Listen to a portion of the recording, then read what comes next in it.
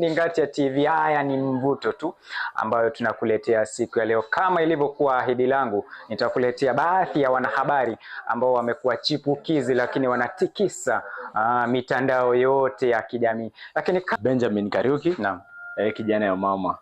Mara zote nasema ni kijana ya Nyambura, nimetokea maeneo ya Nakuru, hasa Naivasha. Nimesema kijana wa mama. Ni kijana ya mama. Baba naye? Baba yupo lakini mama sana. Mama sana amekuwa ngome yangu. Ndio maana mara zote najitanisha naye. Naam.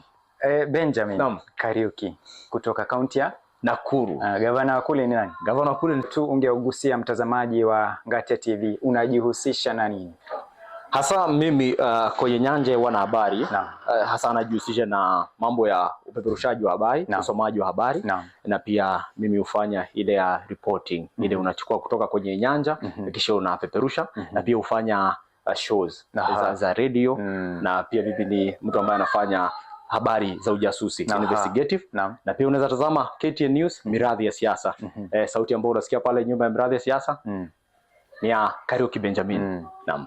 Sasa hicho si kidu